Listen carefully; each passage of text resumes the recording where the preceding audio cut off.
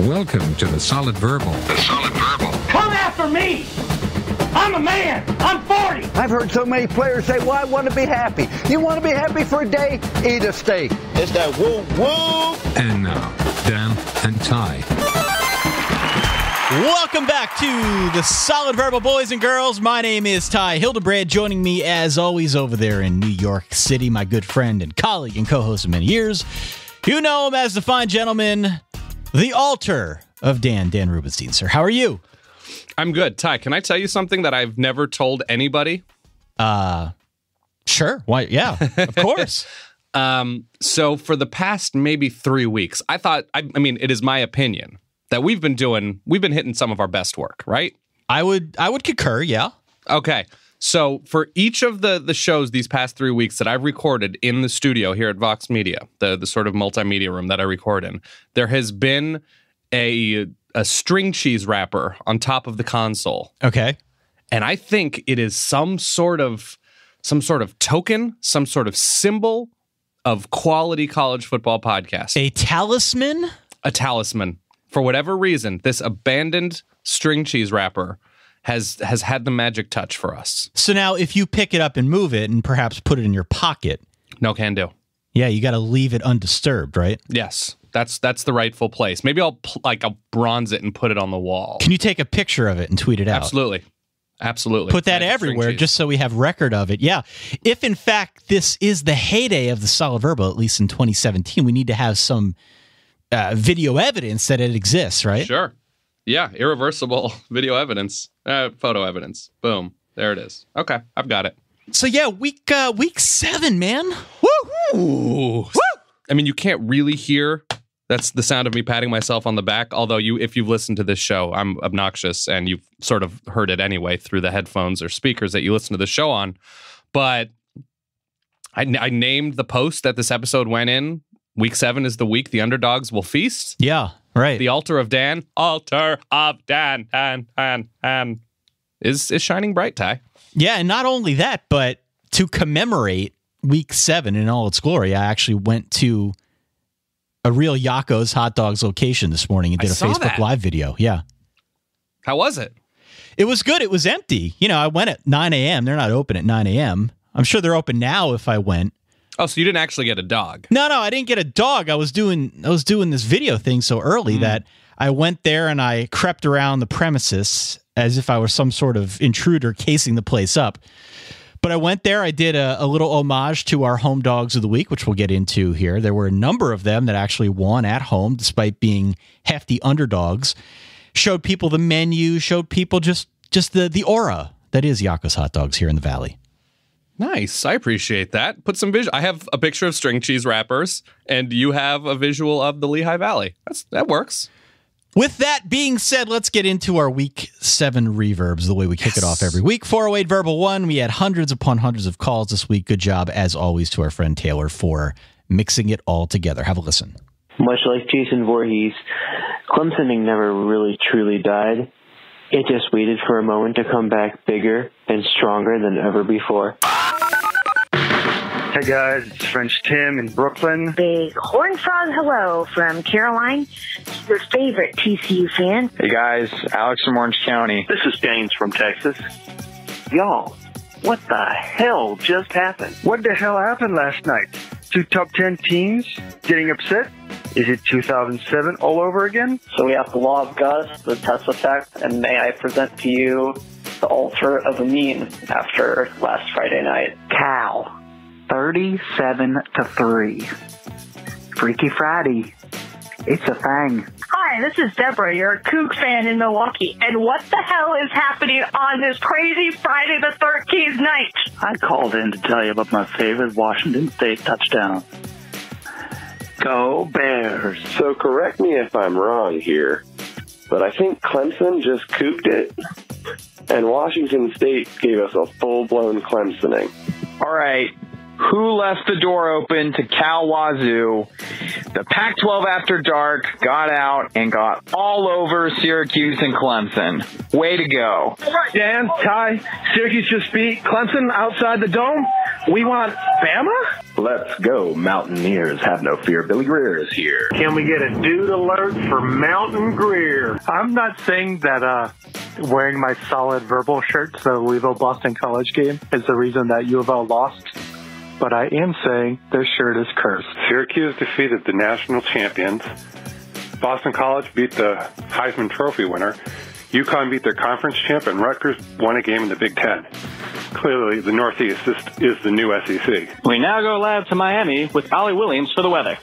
It's running sideways. Just watched my Yellow Jackets skip up what seemed to be like 8 bubble screens in a row for Miami to convert on a 4th and 10 miracle catch. It's okay. We're a League of Legends school. You know, it's bad enough watching Pitt lose every week, but with these games all on the ACC network, and every single minute sponsored by either Bojangles or Mellow Mushroom, reminding us that there are no Bojangles or Mellow Mushrooms anywhere Pitt fans live. I'm calling you to talk about a TCU win before the game is actually over, so I hope I'm right. Pretty sure I am. Boomer Sooner. Texas sucks. But let's be honest, Oklahoma kind of does also. It's 11 p.m. Pacific time, and Penn State picked a great week to be on a bye.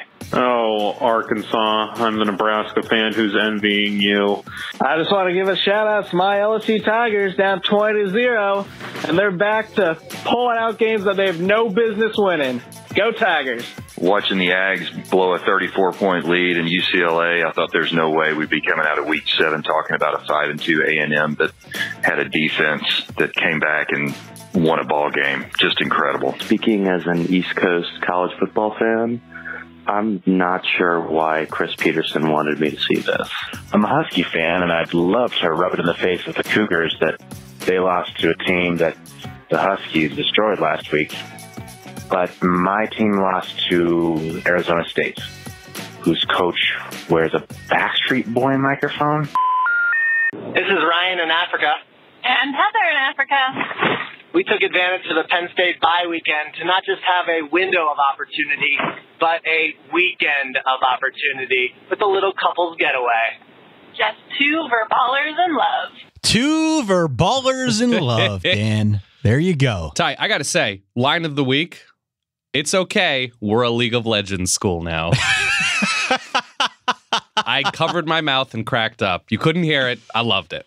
Great calls as always. 408-VERBAL-1 is the phone number. You can call, you can text. Got a couple text messages this week, so yeah, just keep in touch. Let us know what's on your mind. We actually had a guy call in, a longtime verballer, to rant about how he thought this week illustrated the mediocrity now of college football. I'm assuming he was kidding, and that maybe I missed the deadpan joke. I don't know.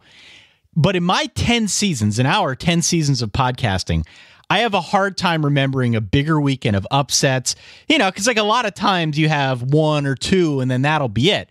Right. Nah. This week kept on going like it was Bad Boys 2, Dan. We had 4 of the top 10, 7 of the top 25. Clemson was a 23.5 point favorite. Washington, an 18-point favorite. Wazoo, a 16.5 point road favorite. All those teams lost. I couldn't believe it. Oh, yeah. I don't want to stress this any harder than I possibly can. Don't worry about there being 7 excellent teams. Worry about college football being an entertaining TV show. Excitement, drama, weirdness, wackiness. That's the move. So it was a great weekend. Also a great weekend to be on by or play Nebraska, FYI. Oh, that went from funny to hurtful so quickly. Let's start on Friday night, shall we? Please. It was Friday the 13th. Perhaps we should have talked a little bit more about potential occult forces at play. Should have seen it coming. In the Carrier Dome. We could do perhaps an entire show on the Syracuse-Clemson game because there are about 45 million things to unpack here. But I'll start off by saying that only one member of the broadcasting duo had the gumption to look into the teeth of that 23.5 point line and say, it could get a little weird here. And who was that? Could be. It wasn't me. This is full disclosure. This game wasn't on our games to talk about list. No. You brought it out of nowhere. Carrier Dome, week 7. This was when Virginia Tech went down last year, and I had the gall tide to bring up Prince Tyson Gully. Yeah, look, and I don't even like watching games in the Carrier Dome. I love it. Because they have that super low camera angle. Where it's the basketball angle. You can't tell what's going on. And honestly, it's like the exact opposite of a Purdue game at Ross-Ade Stadium. Because there, it looks like they're shooting the game from the blimp. I don't love the camera angle. And at the Carrier Dome, it's just low and you can't tell. And, oh, by the way, Syracuse 27, Clemson 24, Dan. I went off the roadmap with this because... One, it's a short week for Clemson with a beat-up quarterback who got even more beat up in this game.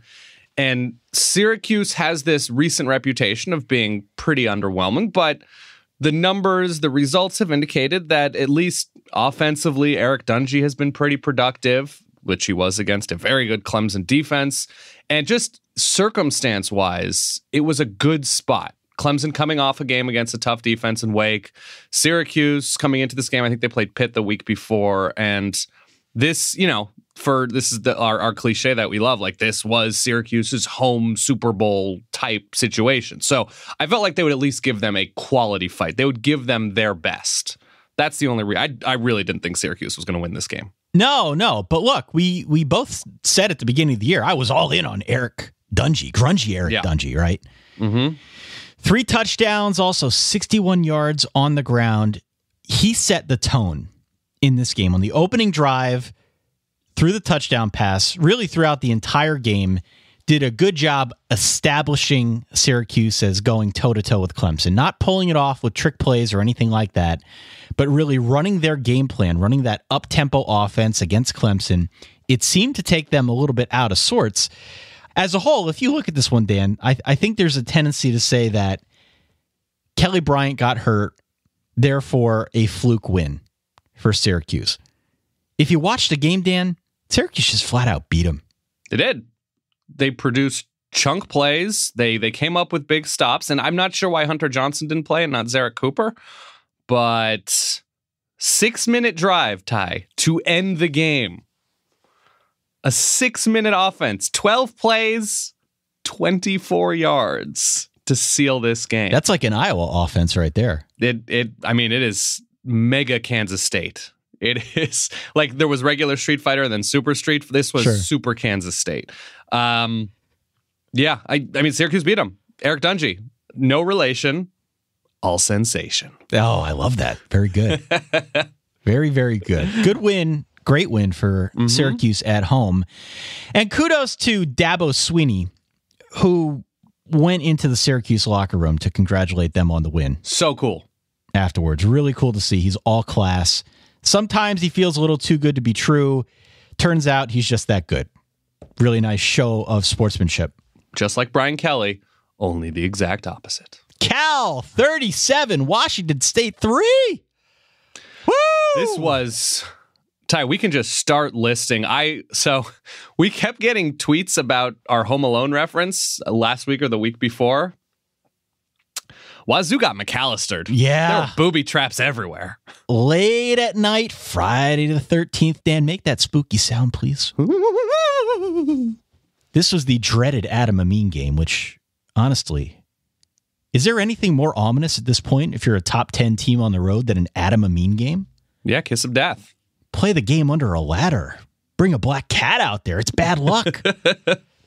The altar of Amin, as one caller said it, it's a cult. It's dangerous. So what were your thoughts? I am actually quite impressed by what we saw from Cal defensively. Sure. Because they forced 7 turnovers. They generated 9 sacks. We knew that Justin Wilcox was a defensive-minded coach. That was his calling card. Absolutely. I don't think anybody expected that Cal would be this far along just as a team. Maybe not on offense, maybe not on defense, but just generally speaking as a team, to be able to even be in a game like this against a really good opponent like Washington State. That to me represents such sudden progress forward for the Bears that I'm downright impressed they're here at all. A 34-point win, though, Dan? Oh. We panned this game on Wednesday. We mentioned it briefly that it was happening. Yeah, so Cal, we knew was good enough to take advantage of teams in sort of precarious situations of their own doing. North Carolina, I mean, not that they injured their own players, but they were in a bad position to start the season. USC, they forced a ton of turnovers. Ole Miss, they were able to get by a reeling Ole Miss program and team. Maybe it's just like a weird Pac-12 road thing, struggling on the road against Oregon and their backup quarterback struggling mightily against Washington on the road in Seattle. But for whatever reason, I think it was 7 forced turnovers against Wazoo. 7. Luke Falk looked completely out of sorts. It was Cameron Bynum, I believe, who jumped routes and was outstanding, never allowing Wazoo to get in any sort of rhythm. So whatever verb you want to use, yeah, Cal's defense and this is the sort of, I think this is what happens when you have a team with maybe okay talent, but very good coaching, that there's going to be moments where you are just out-talented, you're out-schemed, whatever, but they're going to improve and in pockets show potential. And this was one hell of a pocket. An incredible pocket. Wazoo was 8th in the nation before this game. Clearly they'll be falling down a little bit back to earth now after this huge road defeat. My gosh, 5 picks for Luke Falk. Just incredible. Yeah. It is of note that both Washington schools kind of lost the same way. Yeah. On the road, 2 defenses that no one expected to play defense and shut them down in the manner that they did. The one that I think, the upset of the weekend that truly caught me off guard was the one that kicked off late last night at 10:45 Eastern time. If you are an East Coaster, if you're a West Coaster, for crying out loud, if you stayed up to watch this game at all, I have good news for you, Dan. What's that? You've been pre-approved for heaven. Yes. Arizona State 13, Washington 7. I woke up at 1 a.m. randomly to check the scores. And I saw that this one was 13-7 in favor of ASU. I just assumed my internet was down, Dan. I didn't take it seriously. The ones and zeros were throwing back bits and bytes that were not at all representative of real life. Yeah. Unbelievable. Let me set the stage here. Washington was an 18-point favorite. They played against an ASU team that had given up at least 30 points in 11 straight games. We didn't preview it because it looked like it was going to be a runaway train. There isn't a single person in the world who thought this was only going to be a 20-point total game here. Late at night, Pac-12 after dark. You look at the score, you think, Jake Browning must have got hurt. Maybe he got a concussion, or Myles Gaskin hurt his knee, or... Nope. ASU just totally shut them down, Dan. Totally shut them down in this game. Have you had a chance to look at the drive chart in this game? I have had a chance to look at the drive chart, Ty. Please indulge me in a dramatic reading of said drive chart. For Washington. Yes. Punt, punt, punt, punt, punt, end of half. Missed field goal, punt, missed field goal, punt. Touchdown. That was very good. Thank you. Thank you. So look, no smoke or mirrors. Nothing like that. ASU just shut them down. Washington, 3 of 14 on third downs. It was the 7th straight time they lost on the road at ASU, which is a fun little stat. They haven't won there since 2001. But wow, what a stunner. So in order, because I went to sleep at halftime and sort of scrubbed through this game and read about the game this morning early on. This was in order my thoughts about this. Whoa. Okay. That was number 1. Number 2, like, well, when Manny Wilkins is healthy, he can be pretty good, and he's got a great receiver in N'Keal Harry, and certainly Todd Graham and this defensive staff have experience recruiting really good players and putting together good defenses and challenging pretty much everybody on a certain level, and really good for them to shut down a prolific Washington offense with 2 good backs, a very good quarterback, et cetera, et cetera. That was number 2. Number 3, and you know what? If this makes me a bad person, I will make peace with it. And I'm just being honest, Ty. This is a place of honesty. Please, we're all friends here. Circle of trust. Yeah. Number 3, Todd Graham must have stolen the hell out of Washington State. Oh, no, you didn't. Legal, Ty. bringing the fire. But I mean, we've seen this year in and year out. And if you are good at that, that means the other team is not good enough at hiding, right? Now, agreed. Yeah. If you ain't cheating, you ain't trying. That is irresponsible speculation on my part. That's fine. Hey, that was the natural. I'm just telling you what I thought. And if that's the case, whatever. Is Arizona State any good? I don't know. I thought they were terrible. So Arizona State's 3-3. Yeah, so they've now beaten an Oregon team at mostly full offensive health. I don't think Charles Nelson was in that game. They lost to what looks like at least a pretty good Stanford team in a somewhat competitive way. They lost to a pretty good San Diego State team and a pretty good Texas Tech team. So they didn't really have a big signature win. I mean, actually, New Mexico State's not a horrible win, but to beat Washington is incredible. I don't know if it's going to be enough to save Todd Graham's job because it seems like there's other factors beyond win-loss record at play, but they have a chance to have a bowl season. They have a chance to beat a couple of other decent teams. Cool to see for Arizona State players and fans, for sure. All right, and the other big one involving a top 10 team, it wasn't quite as dramatic, but it was in the SEC. 27-23. LSU comes back. Dramatic. Comes back to beat Auburn. Sure, okay. What a missed opportunity for Auburn here.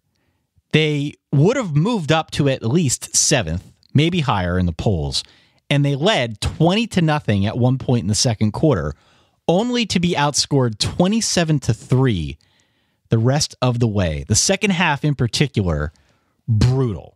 LSU really tightened the belt on defense. They allowed no points and just 64 offensive yards for Auburn. Jared Stidham completed 2 passes for a total of 6 yards in the entire second half. As again, the LSU defense really came together. They stopped giving up pretty much anything against the Auburn Tigers. And I just come back to what we said a week ago. LSU, they did the Control-Alt-Delete. They got their task manager in order, Dan, and now here we are. Yeah, I don't think LSU was ever. I think everybody sort of assumed LSU was better than what they showed, 2, 3, 4 weeks ago. But that doesn't mean necessarily they'll get it together during the season. And the fact that they're able to sneak by Florida, able to come back and beat what we assume is at least a good Auburn team, maybe not a great Auburn team, but a good one, in the manner in which they did it, with Danny Etling looking pretty good. They were able to move the ball some on the ground. They had a huge special teams play from DJ Chark. The secondary stepped up in a huge way after letting too much go by, obviously, early on in the game. But for LSU to show the fight that they did, to really win this game the last 3 quarters in all 3 phases, was super impressive. It wasn't any sort of like huge change. It was patience. It was fight. It was, if you told Gus Malzahn you're going to score 20 points early, do you think you'll have enough to beat LSU? You're like, all right, yeah, sure, I'll take it. And I don't know what it was about Auburn. Jarrett Stidham looked good early. Kerryon Johnson looked good pretty much the whole game, but particularly early on. Auburn just seems like they became a team without a plan. Like they had a good initial look at LSU. This is what we're going to take advantage of. This is what we're going to do. The adjustment to the adjustment. It was like they were in a movie where they were the ones saying, I think I've got a plan. And then the plan happens and somebody says, okay, now what? And I was like, that's as far as I got. Yeah. What are we doing? Right. I thought as somebody else would just sort of hop on top. No. So Auburn coming into this game was a team that lost to the one very good team they played and beat up on disappointing teams that they had played. So we hadn't really seen them decisively beat or hang with a good team. LSU right now looks to be pretty good. LSU, I don't know what their schedule is immediately, but they certainly appear to have a confidence about them that they didn't 2 or 3 weeks ago. They have Ole Miss on the road next week before a bye week and traveling to Bama. Okay. So yeah, it's slowly but surely going to get very real, but they also close the schedule out with Arkansas, Tennessee, and Texas A&M. So LSU is at least in a position to keep improving for the most part. Yeah, and Russell Gage, I don't want to let him go unmentioned, had a really cool, awesome diving catch for a touchdown and also had a big run to set up another touchdown for LSU. We shall see where it goes from here for Auburn. but I think this effectively puts to bed the pipe dream that Auburn can beat Alabama. I don't think that's true. No? No, I don't think that's true. I think the talent on defense is enough for Auburn that they can hang with anybody. Offensively, I think they need to keep evolving, keep sort of taking shots, having confidence. I mean, Jarrett Stidham underthrew a receiver a couple of times, but the running game is good enough. They just need to sort of keep diagnosing, and I'm 100% not ready to write off Auburn. All right. Fair enough. Let's head on over to the Big 12 because it was a good week of games over there. Mm-hmm. Great week. Yeah, some call this the Red River rivalry, the Red River Showdown. I think for us, in our heart of hearts, it'll always be the Red River Shootout. This ended up being a very, very good football game. I'm still riding with the Red River terse handshake. Sure, of course. Oklahoma jumped out, much like Auburn, to an early 20-0 lead. It looked like they were going to run away with it. But Texas and Sam Ehlinger, they fight back. That's what they do. Sure. They fought back. They found a way to get back into the game. And thanks to some timely defense, thanks to some handiwork by Ehlinger, Texas was able to make this one a football game. They damn near won. I'll say this. Ehlinger is 100% the real deal. Yes. If you haven't seen him play, he's a good passer, but a really good runner. Really good runner. He had 22 carries, 106 yards, and a big go-ahead score late in the game. He needs some help. He needs some help, I think, if Texas wants to get to the next level, because he handed it off to 3 other backs who ran for a total of 17 yards on 14 carries. I had the over-under at 18.5 carries, and I thought that was a joke. 22 carries for Sam Ehlinger. He is a very good runner. He's a smart runner. He throws a nice ball. He was efficient. He wasn't huge through the air. They really didn't get it to... I think Oklahoma did a good job against Colin Johnson. He only had a couple catches. But yes, Texas, at a certain point, you need results and not just, wow, they hung with a really, really good team. At a certain point, you need results, but I don't obviously think that point is this very moment. No, I mean, look, they're going to get somebody this year. I don't know who it is. That was the read earlier in the season before we saw them play. We're like, there's potential here. The defense improved at the end of 2016. They'll probably be good again this year. It's just going to take them a while to assemble the pieces on offense, and they'll probably end up taking somebody big down in the Big 12. Who that is remains to be seen. TCU in Fort Worth, November 4th, which is an enormous weekend. We'll see. Baker Mayfield's great. You know that. I know that. Everybody listening knows that. Oklahoma ran the ball well.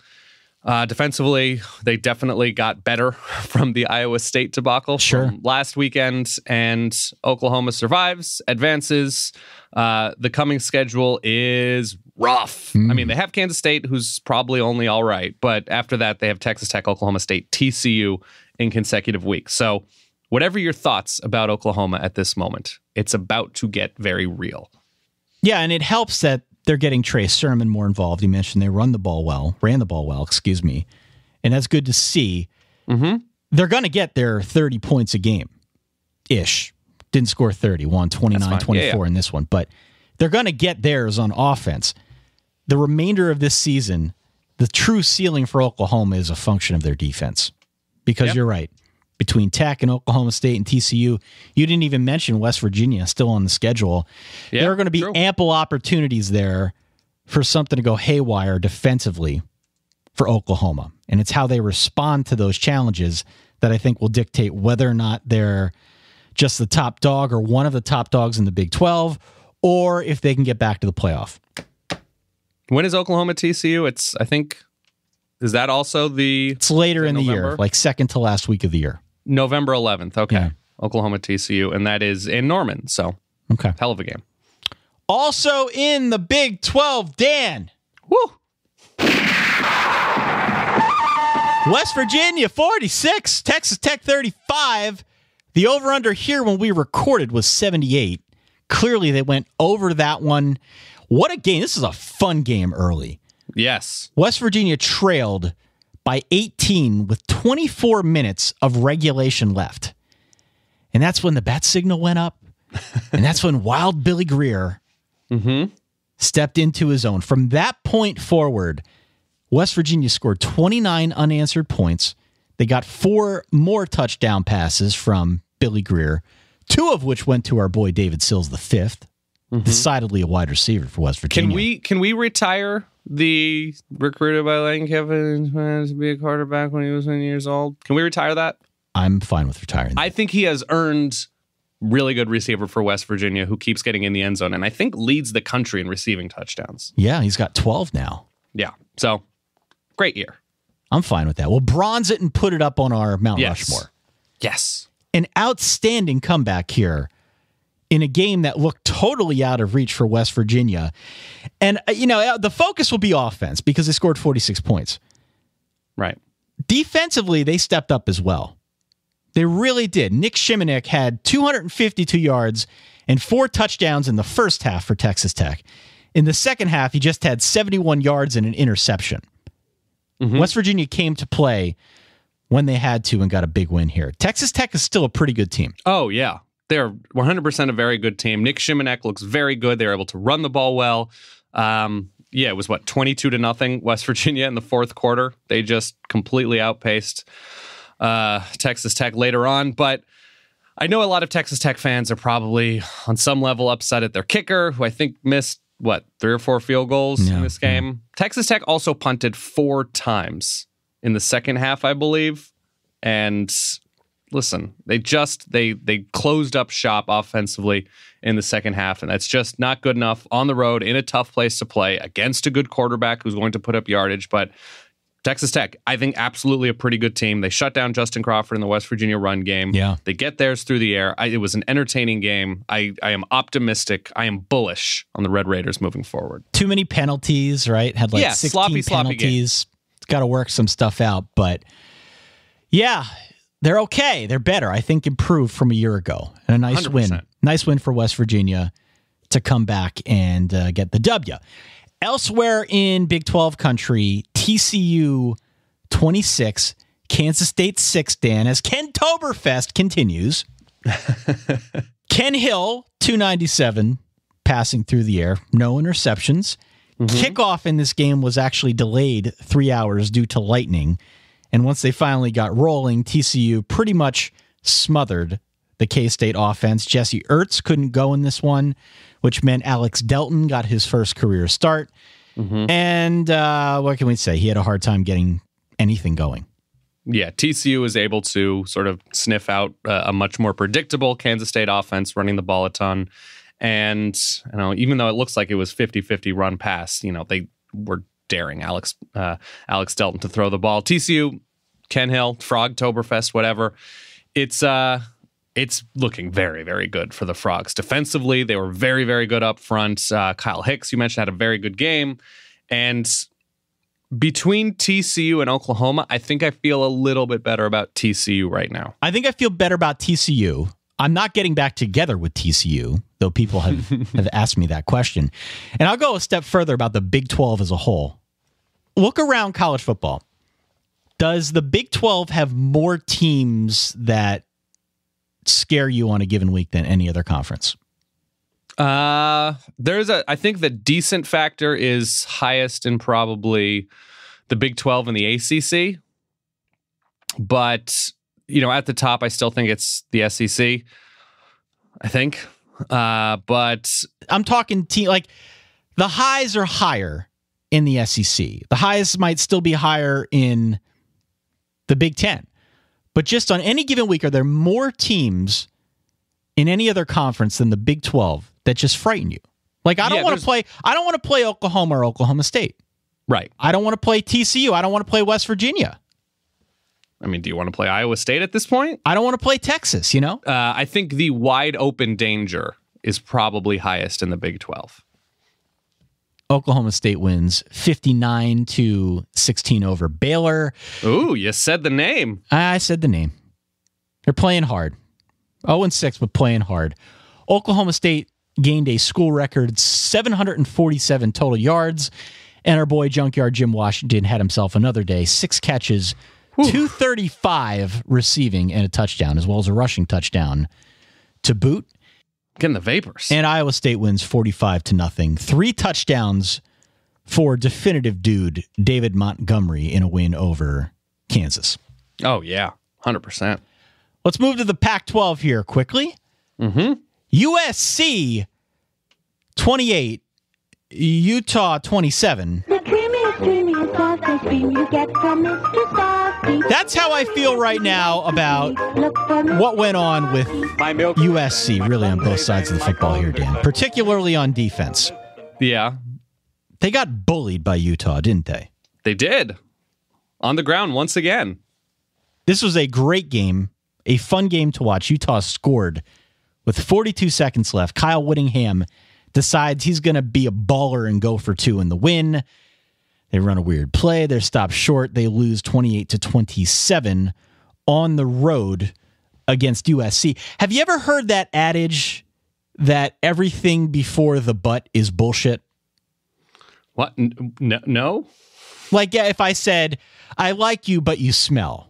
Oh, okay. Everything before the but is BS, right? Okay, sure. I'm with that. USC is sort of living that before the but life right now. They won, but Sam Darnold fumbled 3 times. But Utah sort of manhandled them. But they almost lost to Troy Williams, who might not be as bad as you think, but still isn't great. You know what I mean? Like, sure. There's just a lot of qualifiers that you need to talk yourself through if you're willing to put USC atop your Pac-12 and in your playoff at this point. USC is like beach muscle, boat muscle. They look the part. You ask them to enter a weightlifting contest, that's when it gets real. Exactly. And I think the important thing is because, like, you know, it's fun to make fun of USC, whatever. They get all the attention in the world with very little in the way of accomplishment. They did win the Rose Bowl, but it's disappointing that we have to look at them at the beginning of every year and say, they're a top 5 team. They're making the playoff, whatever. It's okay to be pretty good. It's probably below their talent level to only be a top 15 team. But when you look at the results, when you look at the production, when you look at the strengths and weaknesses and the types of teams that bully them and are productive against them on either side of the ball, they're pretty good. Utah started Troy Williams. Now, today and later last night, USC fans were like, well, he's experienced. He was at Washington. He's a gutty. He's not that good. He started the season last year and he was beat out this year. His stats, he was like the 12th most efficient quarterback out of 12 in the which conference? The Pac-12, yeah. The Pac-12.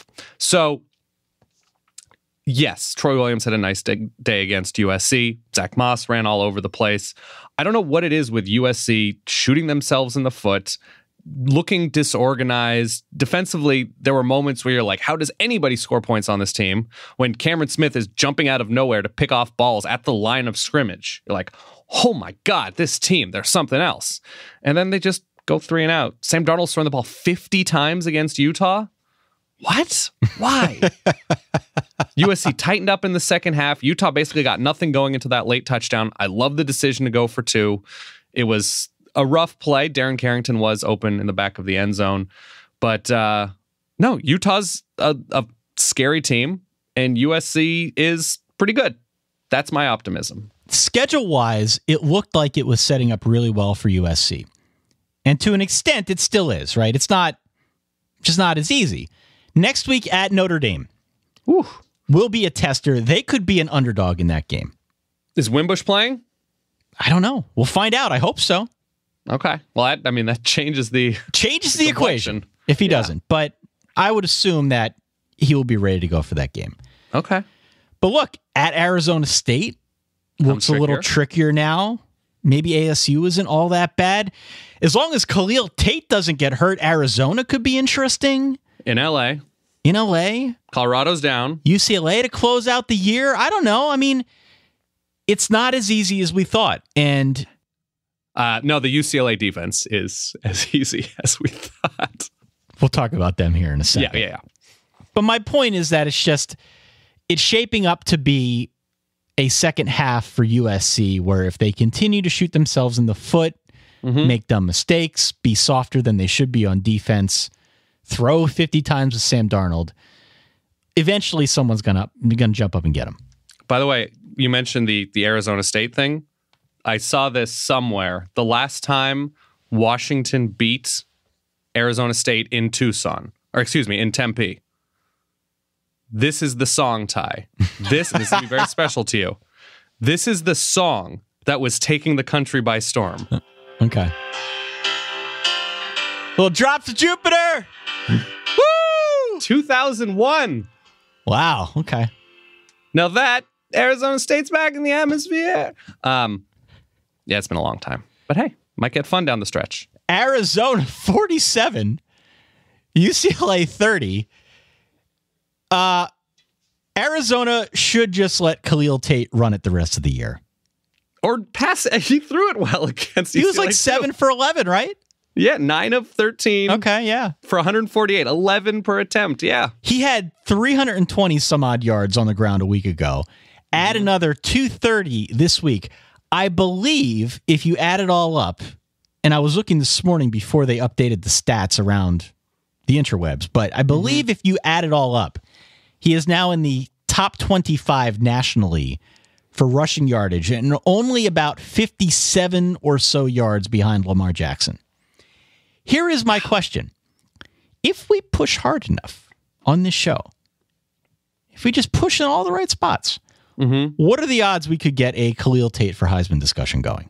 Man, it's going to be rough. If anybody can do it, we can do it. So Arizona finishes out with, let's look at their schedule. An okay Cal team, an up and down Wazoo team that we still think is pretty good, I assume. I don't want to speak for you out of turn, but I assume we still think Wazoo is yes, I would agree with that. They go to USC, Oregon State, they go to Oregon, and they go to ASU in the Territorial Cup. So he's going to have to run. I think USC actually made a late push for him in the recruiting process, but they're going to have to go to USC, and he's going to have to run wild. And that game's going to have to be in like prime. It can't be at 10:30 p.m. It just can't. And he's going to have to run wild against Wazoo and against USC, finish strong, and maybe he's going to have to throw the ball well too. But I mean, I'm only semi-serious about this. I understand. I'm not trying to launch a campaign in earnest, but I'm saying that could be a new game for us just to keep ourselves entertained. If you're asking me a question, I'm going to give you an answer, Ty. 47-30, Arizona beats UCLA. UCLA had 4 turnovers. And that brings us to Stanford and Oregon, Dan. In the old video game days, this is where you would just simulate to the end and focus on your recruiting. I slept till the end, Ty. Oregon had 11 yards of offense in the second half. They did indeed, Ty. They did indeed. So Bryce Love ran wild early. Oregon tightened up on defense, but the problem is Oregon also tightens up on offense, or at least stayed tight. I don't know. Like, Oregon can't throw the ball with Braxton Burmeister or Taylor Alley. These are not, at the moment, at least for Burmeister, these are not Pac-12 caliber quarterbacks. And that makes it difficult when you're surrounded by pretty good Pac-12 talent everywhere else on that offense. A very good, if not all-timer in Royce Freeman, fast talent all over the place, Charles Nelson, Taj Griffin, whatever. The line is good, but this is such a sloppy team still. I don't know how many penalties they ended up with. I assume it's like 9 or 10 at least. But Oregon they would get 3rd and 4 and run for 11. And I would be like, hell yeah, never mind holding. It just over and over again. And I don't know if it's a Willie Taggart thing as a play caller. I don't know if it's a Mario Cristobal, Marcus Arroyo thing as the sort of co-offensive coordinators. But they don't have a quarterback, at least for another probably 2 or 3 weeks when Justin Herbert comes back. And even then, it's going to be a long year in Eugene. This was, man, all across the Pacific Northwest, High. If there are copywriters writing like visit Pennsylvania, visit California, those commercials, like, man, Pacific Northwest is just, hey, we've got salmon. We've got North Face. Like, we've so much tech. Nike. We've got trees, hiking, rowing. It's not football. Not this week. Yeah, this week was that big earthquake they've been talking about for years up there. Yeah, it was really bad. And Bryce Love got hurt at the beginning of the second half. Hope he's all right because, as I think it was Spencer Hall mentioned, he is the human first down. Yeah. He leads the nation in carries, and he's averaging 10 yards a carry. And take it from me, Ty, and I think Notre Dame has Stanford. I didn't have any expectations of Oregon winning this game, so my reactions and my emotions were measured. But Stanford hosts Notre Dame to finish the year. Yep. You're going to be holding on to your butt. 1 week after Navy, too. That should be fun. God, Bryce Love just being handed the ball is terrifying. Whatever. Colorado also won 21-19 over Oregon State. Okay. We got to move on here real quick. We got, 3 other conferences to talk about here. Bama and Georgia both won. Alabama won 41-9 over Arkansas. The only real note in this game is that Arkansas started a 6'7", 270 quarterback, a freshman by the name of Cole Kelly. He was not able to get much offense going because, of course, this was against Alabama, but he's notable because he's a giant human being. He's America's large adult son. Georgia, 53. Missouri, 28. The Dogs rushed for 370. There was a flurry of scoring in the first half here. There were 55 points at half, but eventually Georgia pulled away to win by a 53-28 score. Mm-hmm. The real game that we paid attention to the extent that we could was Texas A&M on the road winning 19-17 against the Florida Gators, Dan. My least favorite part of doing this podcast is having to pay attention to Florida football. Same. It is. Felipe Franks had a long run. Painful to watch this team. It is. Offensively, they get a little bit trickier every week, but that's not enough. That is just, you got to get a lot bit better. My favorite Florida moment of the year was before it started, when I was up in New York with you and your other host, Richard Johnson. And Richard kind of had this sheepish optimism about Florida. And at the time, I think they're probably going to beat Michigan, even with all these suspensions. Like, I still like the cut of their jib. Yeah. Maybe they were going to turn some kind of corner. I want to live in that moment forever because every Florida game feels exactly the same. Now, to make matters worse, I've got this issue with color blindness. I don't know if I've shared that on the show. Okay. I could not see the players on the field because of those damn uniforms. They were wearing camouflage. They were rough to look at, Tyus. I had my iPad 3 inches from my face trying to decipher what the hell was going on. I'm not kidding. I could not see the freaking players. That shouldn't be funny to me, but it is, because you were struggling to see Florida's offense, which in a way, we all were. In a way, we all were. I tweeted out that Texas A&M after the win, they got good special teams play. The defense is looking improved and pretty good. The offense is kind of trash, but Kellen Mond looks for a true freshman, kind of promising. Not through the air yesterday, but the whole picture looks like he could be good in a year or two. And I tweeted out that they look sort of secretly decent. And Texas A&M fans were not having it. It wasn't other SEC fans. It was Texas A&M fans like, no. It actually may have been the official Texas A&M account that responded with a question mark to that. Really? Yeah. Oh, I didn't see that. When I say secretly decent, I don't mean that Texas A&M is in any way a big threat, but they're not average. They're not below average. They are just existing with a smile. And they got good kicking yesterday. Daniel LeCamera. Whoa. Daniel LeCamera. I think he kicked 4 field goals. I'm not even going to try to say that one. I think he nailed one over 45. So, hey, okay. Won the game for him. 1917, Texas A&M beats Florida. If that game was painful to watch, let me introduce you to South Carolina 15, Tennessee 9. I'm gonna turn down that introduction. I did not watch this game. I merely watched highlights. I read about it. I can't imagine anything less watchable all weekend than this game. Yeah, it's probably a good point. There weren't even any turnovers to make it interesting. Just a whole lot of nothing. Just a whole lot of really confusing and bad play calling was sort of what this game was. South Carolina is 5-2. Mm-hmm. It's not all pretty. Most of it isn't, but they are getting the job done. Tennessee is now at 3-3. They are on the road at Bama next week. The week after, I believe they play Kentucky. We had a Tennessee fan write in this morning and ask, when will Tennessee win again? When will that happen?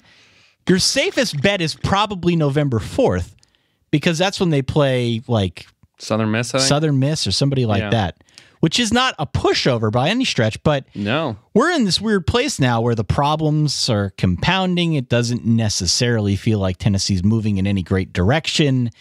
and the fake tweets are starting about Butch Jones being fired. I think it's probably headed there, Dan. Can we call the game in Columbia, Missouri between Tennessee and Mizzou, obviously, the Unwatchable? Yeah, sure. That's what it is. What a mess. Yeah. Not fun if you're a Tennessee fan. I feel ya. Excuse me. Sorry, Tennessee is infecting me. We both sympathize. Tennessee will probably almost assuredly be with a new coach next season. And you know what? It's run its course. Ole Miss 57, Vandy 35. A lot of offense for Ole Miss against pretty good defense. Another really good game for Shea Patterson. And Mississippi State 35, BYU 10. Another chapter in the BYU ballad this season. They're now 1-6. Yep, not great. All right, let's go to the ACC here. Miami 25. Georgia Tech 24. It's gonna rain.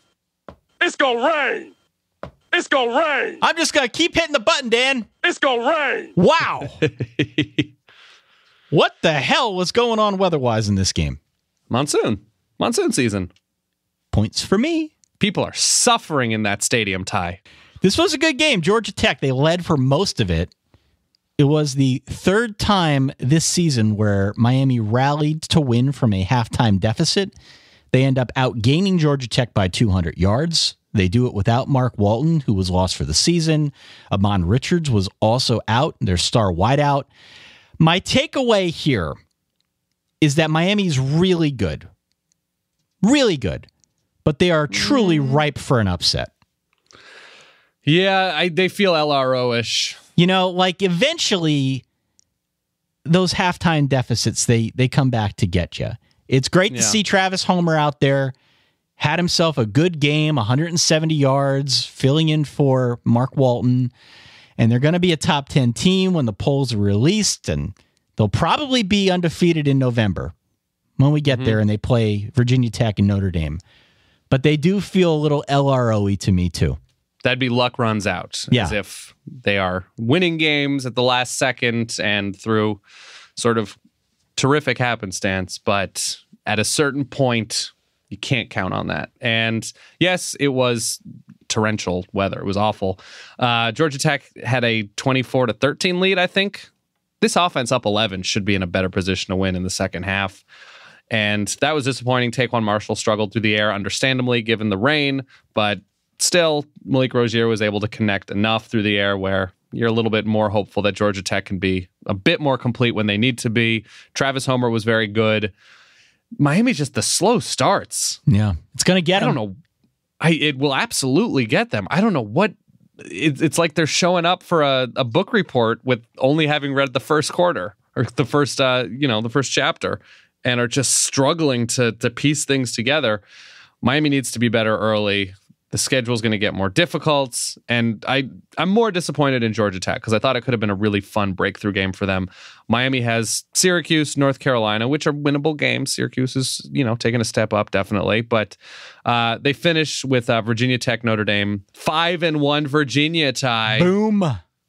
And on the road at Pitt. So a pretty good schedule to finish the year out. Yeah, Virginia won 20-14 over North Carolina. For those of you keeping track at home, they're now 5-1.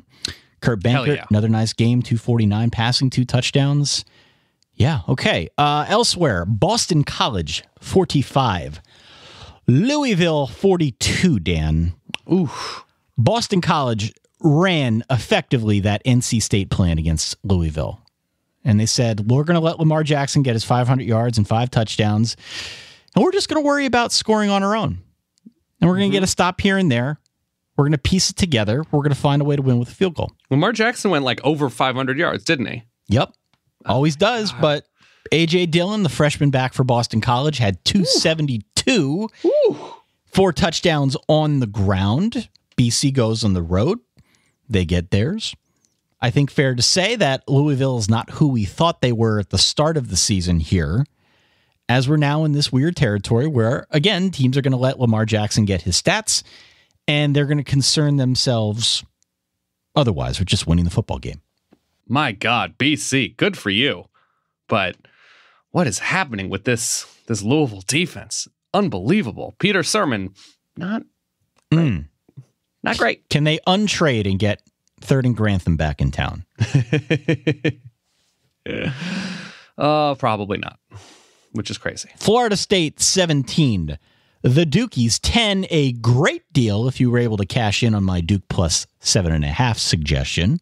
Mm-hmm. Florida State won this game, but it was their fourth straight game that was decided by one score or less. That is not a great place to be if you're a Florida State fan. I had to deal with this all last year from a Notre Dame standpoint.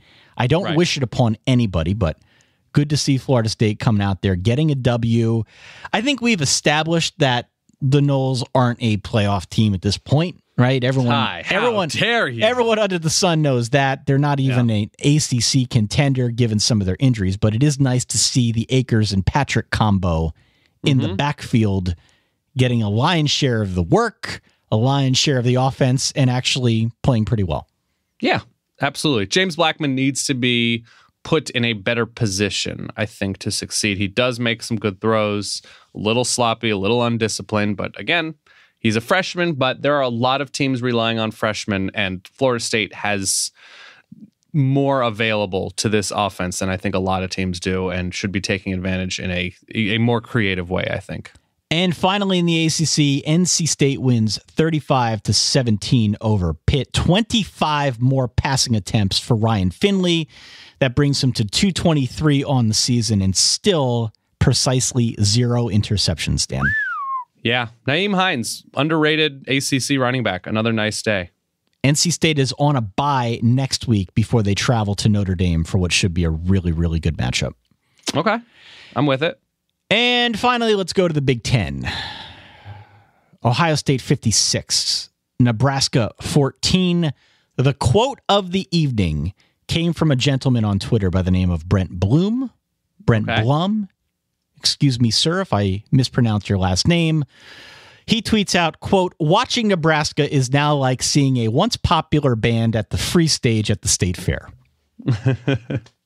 He won Twitter yesterday. Congratulations, sir. Yeah, that's rough. So our friends over at 11 Warriors had this fun little nugget. Okay. The Buckeyes turned it over on downs on their last possession in this game. Mm-hmm. But before that, and dating back to 2016, if you look at the totality of what they've done, again, before that turnover on downs and not counting victory formations, Ohio State had scored on their last 18 possessions against Nebraska, dating back to the 2016 game, Dan. Did you take Nebraska to cover? I didn't take Nebraska to cover. Okay. I didn't make a pick here. Yeah. Not a good look. Not good for Mike Riley. Not good. No AD. Don't think he's going to... It doesn't seem like he's going to be the coach next year. Michigan State 30, Minnesota 27. I am going to go ahead and pencil in Michigan State. Yeah, I'm going to do it. My best bad team in the country. What makes them bad? I don't think they're very good. Well, Minnesota's all right. Secretly LJ garbage. Scott finally had a breakthrough game for Sparty.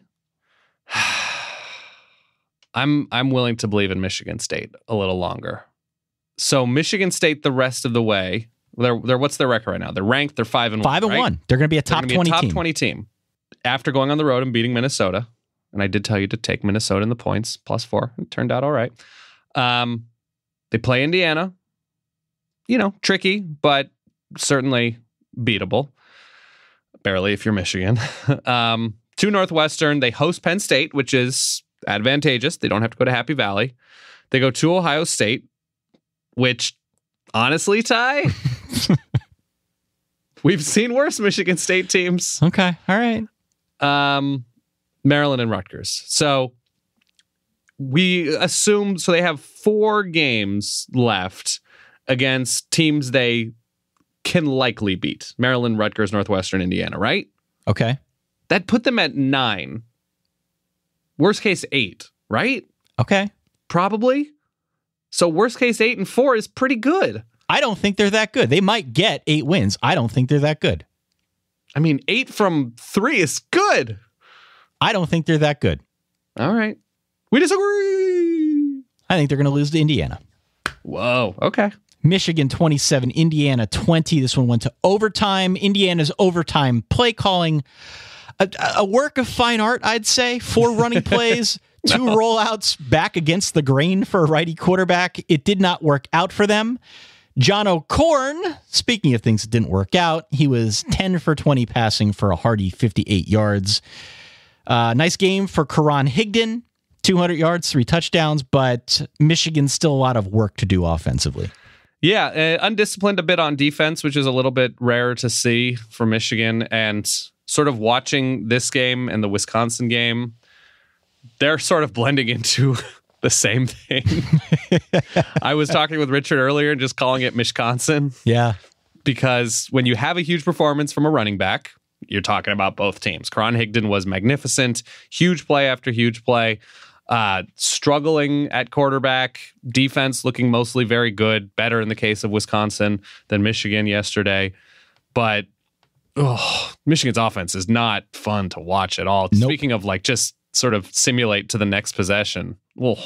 2 of 13 on third downs. They also had 16 penalties for 141 yards. That will not be good enough against Penn State this coming weekend. That will not be good against Ohio State later in the year, but Michigan wins in overtime. Okay. You mentioned Wisconsin 17-9 over Purdue. This was my, hey, keep it in your periphery kind of game of the week. Wisconsin was a 17-point favorite here. Purdue is going to take a while to get there. I think in terms of a betting entity, Purdue is vastly underrated at this point. I'm content to take the points whenever I can get them with Purdue. They forced 3 turnovers in this game. They took Wisconsin into the fourth quarter. I am content to ride. Wow. Ride with my Boilermakers, baby. I'm in the back of that train. I'm shoveling coal in the engine. Let's do it. Yeah, I'm still not crazy about Elijah Sindelar, but it is the Wisconsin defense, and I thought Purdue defensively, we talked about this before, what was the one thing if Purdue is decent at that you'd be encouraged against Wisconsin, at least to take the points, and that was stopping the run. They didn't stop Jonathan Taylor tailback because Ty. Nobody does. Who does? Right. But they did a good job against everybody else, and just as a whole, I think, did Purdue shut Wisconsin out in the second half? Pretty much, yeah. I believe they did. So Purdue is feisty, Wisconsin is good. Worried about Alex Hornibrook. I'm a broken record. They're just the mistakes, the weird arm. I'm just not with it at all, Ty. So Wisconsin's schedule is wonderful. They will win double-digit games, but I am very high on Jonathan Taylor tailback, and the defense, not much else. Can I do an early lock on Purdue at Rutgers next week? Purdue minus whatever? Yeah, sure, absolutely. Rutgers won, though, yesterday, did they not? They did. They knocked off Illinois 35-24. And to round out the Big Ten, Northwestern 37, Maryland 21. Hey, Northwestern, 3-3. The other 2 games that we should mention, that we will mention, Memphis knocked off Navy in a good one, 30-27. Navy had previously been undefeated. The American is a great TV show. Oh, my God, The Americans. Yeah. The American Conference is fun TV. And Boise knocked off a previously undefeated San Diego State. A big welcome back to Boise State. Did you see the tweet from Donnell Pumphrey? Obviously, record-setting star San Diego State back, who has now moved on to the next level. He said, man, really wish got to play Boise and San Diego when I was still there, especially without Jeremy McNichols. Automatic W. Oops. Okay. So, yeah, good Boise's back, at least for now. Well, it was a fun week of games, to say the least. We had a ton of upsets, close games, even ones that weren't upsets.